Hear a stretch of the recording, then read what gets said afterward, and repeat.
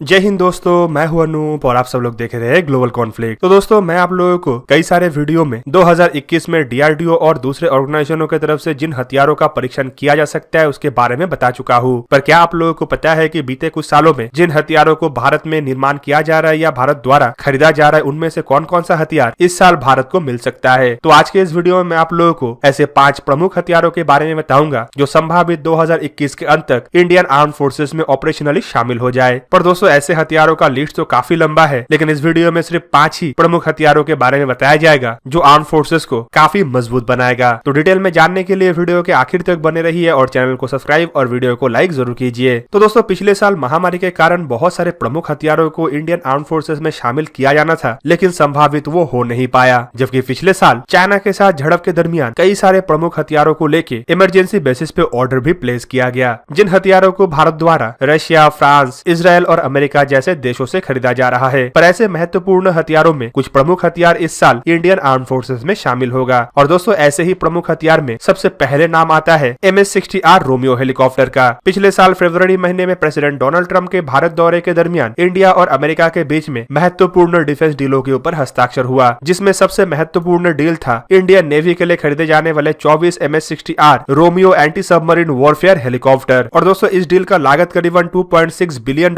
था और संभावित इन हेलीकॉप्टरों को इस साल अमेरिका की तरफ से डिलीवर किया जाना शुरू किया जाएगा। पिछले साल लॉकहीड मार्टिन की तरफ से भी इंडियन तिरंगे के कलर से रंगा गया एक MS-60R रोमियो हेलीकॉप्टर को दुनिया के सामने दिखाया भी गया था। जबकि पिछले साल ये भी कहा गया था कि अमेरिका द्वारा इमरजेंसी बेसिस पे इंडिया के रिक्वायरमेंट को पूरा करने के लिए अमेरिका के लिए ही बनाए जाने वाले MS-60 हेलीकॉप्टरों में से कुछ हेलीकॉप्टरों को इंडिया के जरूरत के मुताबिक अपग्रेड करते हुए इंडिया के हवाले किया जा सकता है। दोस्तों, आपके जानकारी के लिए बता दूं कि इन हेलीकॉप्टरों को इंडिया के फ्रंटलाइन वॉरशिप और अंडर कंस्ट्रक्शन वॉरशिप के ऊपर इस्तेमाल किया जाएगा, जबकि इसके द्वारा इंडियन नेवी में ऑलरेडी इस्तेमाल होने वाले सी किंग हेलीकॉप्टरों को रिप्लेस किया जाएगा। सी किंग हेलीकॉप्टरों को रिप्लेस करने के लिए इंडिया बीते कुछ सालों से तैयारी कर रहा था, लेकिन फाइनली इस साल ये संभव हो सकता है। इंडिया को जो MS-60R रोमियो हेलीकॉप्टर मिलने जा रहा है, इन हेलीकॉप्टरों में AGM-114 Hellfire air to surface missile और सी स्क्रीमिंग कैपेबिलिटी के साथ कोंग्सबर्ग नेवल स्ट्राइक मिसाइल को रखा जाएगा। जबकि इसके अलावा इसमें अमेरिका के रेथियन कंपनी की तरफ से बनाया हुआ मार्क 54 टॉर्पेडो को भी लगाया जाएगा।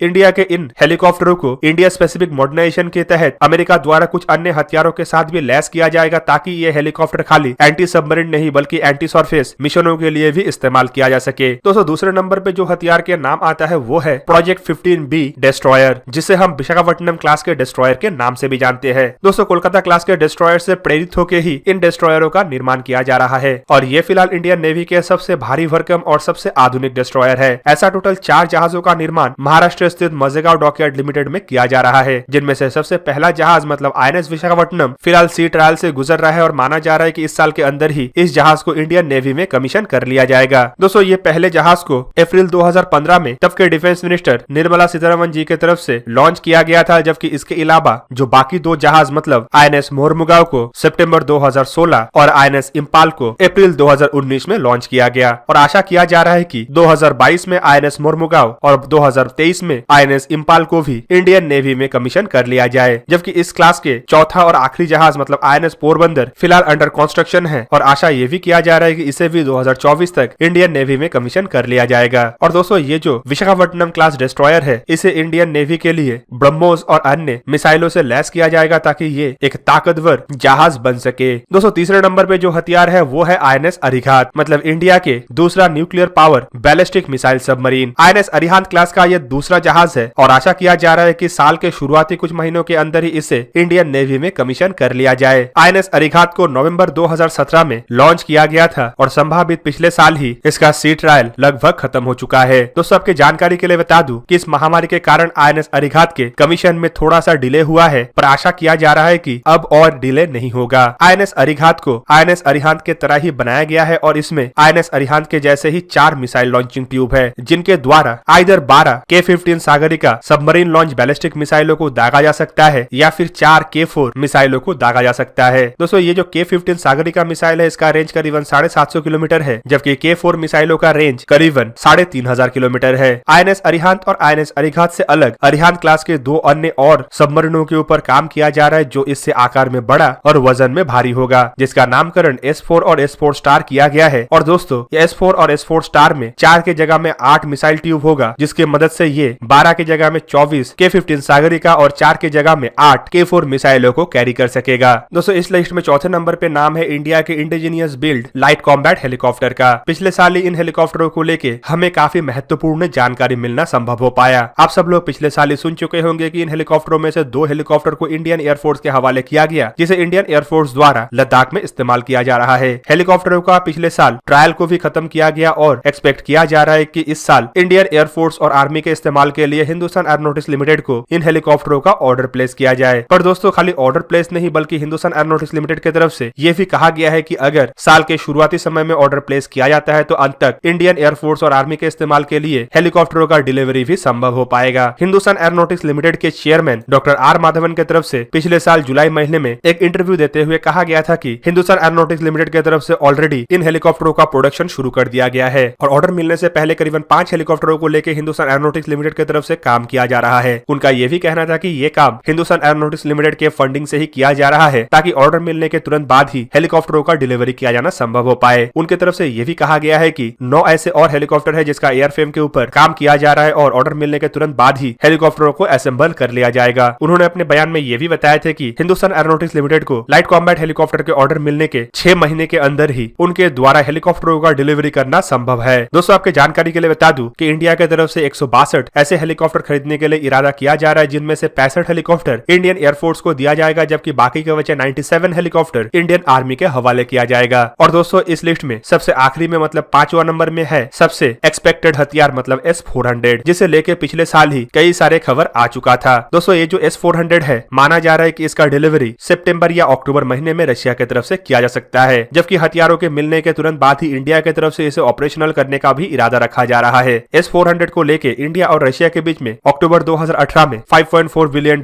के एक समझौते के ऊपर हस्ताक्षर हुआ था और पिछले साल इंडिया की तरफ से रशिया को इन हथियारों के इमरजेंसी डिलीवरी के लिए भी कहा गया था। इवन रशिया की तरफ से यह भी भरोसा दिया गया था कि महामारी की वजह से हथियारों का डिलीवरी में कोई भी डिले नहीं होगा और तय समय में रशिया द्वारा इन हथियारों का डिलीवरी भारत को किया जाएगा। दोस्तों आपके जानकारी के लिए यह भी बता दूं कि चाइना द्वारा 2015 में रशिया से S-400 को लेके डील किया गया था और डील के तहत रशिया द्वारा चाइना को S-400 का सप्लाई भी किया गया है और चाइना फिलहाल इसे ऑपरेशनल भी कर चुका है। पर इंडिया को जो हथियार मिलेगा उसे भी इंडिया द्वारा चाइना और पाकिस्तान से लगे हुए बॉर्डर के नजदीक ऑपरेशनल किया जाएगा। इवन आपके जानकारी के लिए यह भी बता दूं कि इंडिया को जो S-400 मिलने जा रहा है उसमें 400, 250, 120 और 40 किलोमीटर रेंज के अलग अलग मिसाइल होगा। साथ में जो रडार सिस्टम होगा वो करीबन 600 किलोमीटर दूर से किसी भी तरीके के कोई भी हवाई खतरे को डिटेक्ट और ट्रैक कर सकता है। जिन खतरों में बैलिस्टिक मिसाइल से शुरू करके क्रूज मिसाइल, फाइटर एयरक्राफ्ट से शुरू करके रिकॉनेशन और पेट्रोलिंग एयरक्राफ्ट और अनमैन एरियल व्हीकल से लेके लो फ्लाइंग हेलीकॉप्टर तक शामिल है। तो दोस्तों ये जो 5 हथियार है इसके लिस्ट से आप लोगों को एटलीस्ट ये पता चल गया होगा कि 2020 में कुछ महत्वपूर्ण ऐसे हथियार मिलेगा जिसे लेके इंडिया कई सालों से इंतजार कर रहा था। पर इन 5 महत्वपूर्ण हथियारों में 3 हथियार ऐसा है जो टोटली इंडिजीनियस है, मतलब light combat helicopter, project 15B Visakhapatnam class destroyer और INS अरिघात। जबकि एक्सपेक्ट हम ये भी कर रहे हैं कि इस साल मिलने वाले बाकी कुछ और हथियारों में भी ज्यादातर इंडियन हथियार होगा और साथ में इस साल इंडिया हथियारों के एक्सपोर्ट के मार्केट में भी अपने कदम को और मजबूती के साथ आगे बढ़ाएगा। तो दोस्तों ये था आज का वीडियो। अगर आपको वीडियो अच्छा लगा तो उसे लाइक कीजिए और मेरे चैनल को सब्सक्राइब कीजिए और साथ में बना हुआ बेल आइकन को भी प्रेस कर दीजिए ताकि आप मेरा वीडियो देख पाए सबसे पहले। जय हिंद।